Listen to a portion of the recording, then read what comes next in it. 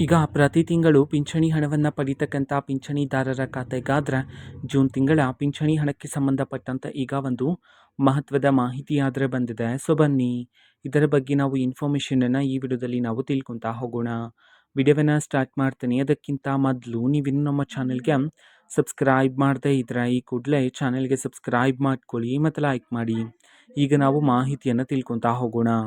ಹೌದು, ಇವತ್ತು ಪಿಂಚಣಿದಾರರ ಖಾತೆಗಾದರೆ ಜೂನ್ ತಿಂಗಳ ಪಿಂಚಣಿ ಹಣವನ್ನು ಬಿಡುಗಡೆ ಮಾಡಲಾಗ್ತದೆ. ಯಾವ ಯಾವ ಜಿಲ್ಲೆಗಳಲ್ಲಿನ ಪಿಂಚಣಿದಾರರ ಖಾತೆಗಾದರೆ ಇವತ್ತು ಜೂನ್ ತಿಂಗಳ ಪಿಂಚಣಿ ಹಣವನ್ನು ಇವತ್ತು ಬಿಡುಗಡೆ ಮಾಡಲಾಗ್ತದೆ. ಈ ಒಂದು ಮಾಹಿತಿಯನ್ನು ನಾವು ತಿಳ್ಕೊಳೋದಾದರೆ ಇವತ್ತು ಕರ್ನಾಟಕದಲ್ಲಿರ್ತಕ್ಕಂತಹ ಈ 17 ಜಿಲ್ಲೆಗಳಲ್ಲಿನ ಪಿಂಚಣಿದಾರರ ಖಾತೆಗಾದರೆ ಇವತ್ತು ಜೂನ್ ತಿಂಗಳ ಪಿಂಚಣಿ ಹಣವನ್ನು ಬಿಡುಗಡೆ ಮಾಡೋದಕ್ಕೆ ಸಂಬಂಧಪಟ್ಟಂತೆ ಇದೀಗ ಮಾಹಿತಿಯನ್ನು ತಿಳಿಸಿರ್ತಕ್ಕಂಥದ್ದು. ಈಗ ನಾವು 17 ಜಿಲ್ಲೆಗಳ ಹೆಸರನ್ನು ತಿಳ್ಕೊತಾ ಹೋಗೋಣ.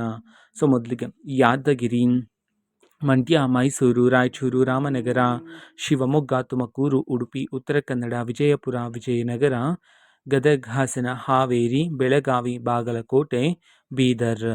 ಈ 17 ಜಿಲ್ಲೆಗಳಲ್ಲಿನ ಪಿಂಚಣಿದಾರರ ಖಾತೆಗಾದರೆ ಇವತ್ತು ಜೂನ್ ತಿಂಗಳ ಪಿಂಚಣಿ ಹಣವನ್ನು ಇವತ್ತು ಬಿಡುಗಡೆ ಮಾಡಲಾಗ್ತಿದೆ ಅಂತ ಹೇಳಿ ಇದೀಗ ಮಾಹಿತಿಯನ್ನಾದರೆ ತಿಳಿಸಿರ್ತಕ್ಕಂಥದ್ದು.